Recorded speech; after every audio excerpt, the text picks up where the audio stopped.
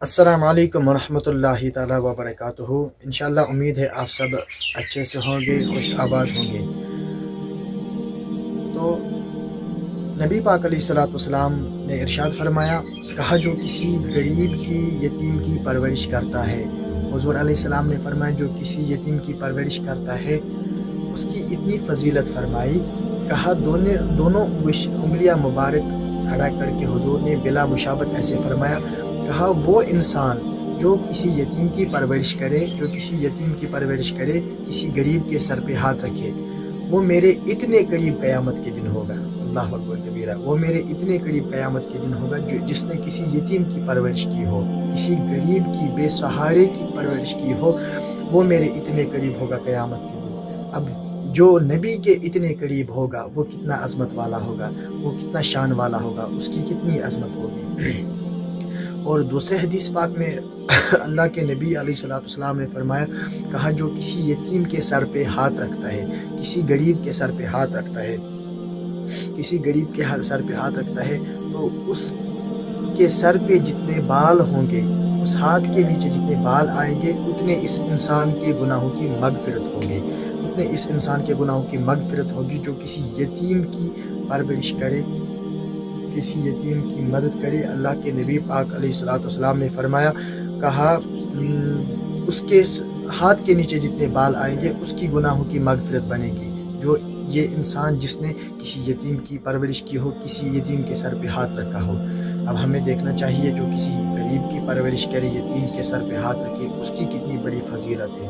ہم تو دنیا بھر میں دن رات ہمارے گناہ ہی ہوتے ہیں، تو آج کے دور میں جب دیکھا جاتا ہے، ہم جب دیکھتے ہیں، نظر ڈالتے ہیں، آج غریب لڑکیوں کو کتنا بے عزت کیا جاتا ہے۔ داج کے بات پر ہم جو داج دیتے ہیں، جو ہمارا رسم و رواج ہے، اس بات پر کتنی لڑکیوں کی زندگی تباہ ہو گئی ہے آج تک۔ کتنی معصوم لڑکیاں جو دوسرے گھر سے واپس آ کے اپنے ماں باپ کے پاس بیٹھی، کتنا دکھ ہوتا ہے ایک ماں باپ کو جب اس کی بیٹی دوسرے گھر سے واپس آ جاتی ہے۔ اللہ اکبر کبیرہ۔ تو داج کے مقام پر اتنی لڑکیوں کے اوپر ہم ظلم کرتے ہیں، کتنی لڑکیوں نے سوسائڈ آج تک کیا، کتنوں نے اپنے آپ کو قتل کیا، اپنے آپ کو مارا، وجہ اسی بات پہ ان کو ستایا جاتا تھا۔ ہم نے ان لڑکیوں کی قدر نہیں کی۔ ارے یہ لڑکے کیوں نہیں سوچتے ہیں، اس سے بڑا احسان کیا ہو سکتا ہے؟ ایک باپ اپنی بیٹی کو دوسرے گھر میں بھیجتا ہے، اپنے دل سے خوشی سے رخصت کرتا ہے۔ مجھے نہیں لگتا ہے اس سے بڑی اور کوئی بات ہو سکتی ہے، اور کوئی احسان ہو سکتا ہے ایک لڑکے کے اوپر۔ ایک باپ نے اپنی معصوم بچی کو، اپنی معصوم لڑکی کو دوسرے گھر میں رخصت کیا، پھر بھی اس کے بعد بھی ہم ڈیمانڈ کرتے رہتے ہیں۔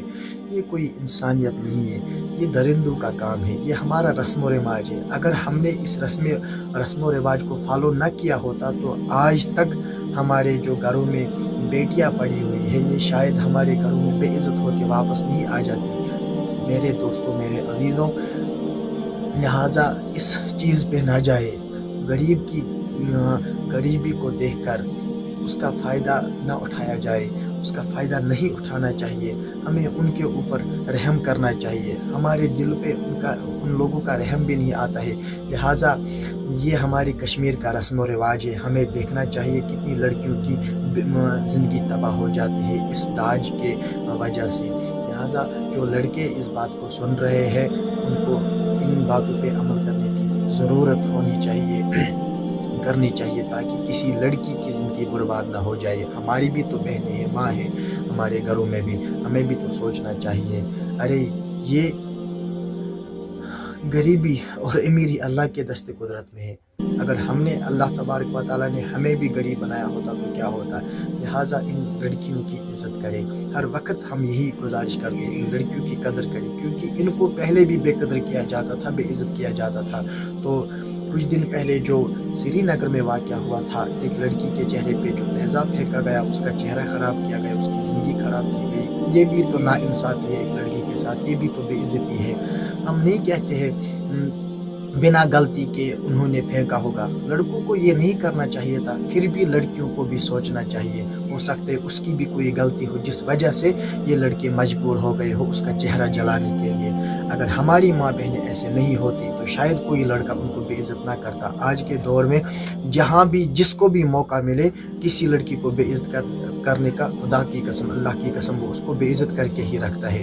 لہٰذا جو لڑکی اپنے آپ کی خود عزت کرے اس کے دوسرے اس کو لڑکے بھی اور ہر ایک عزت کرتا ہے. یہ لڑکی کو اپنے آپ کے اوپر ہوتا ہے. جب وہ خود اپنے آپ کی عزت قدر کرے، اپنی عزت کو پہچانے، اپنے مقام اور مرتبے کو پہچانے، تو اللہ کے رسول صلی اللہ علیہ وسلم نے فرمایا اس کو کوئی بے عزت نہیں کر سکتے. لہٰذا اپنے آپ کے اوپر ڈیپینڈ کرتا ہے. ہماری بہنوں کو اپنی عزت کی حفاظت کرنی چاہیے، اپنے آپ کی حفاظت کرنی چاہیے، اپنے عصمت کی حفاظت کرنی چاہیے، تاکہ اللہ تبارک و تعالیٰ ہم سب کے گھروں میں پریشانی دور رکھے، ہم سبوں کے گھروں میں خوشحالی پیدا کرے. اللہ تبارک و تعالیٰ سے دعا ہے مسلمانوں کو استقامت عطا کرے. اللہ تبارک و تعالیٰ سبوں کی پریشانیوں کو دور فرمائے، ہم سبوں کو کامیابی سے نوازے. السلام علیکم.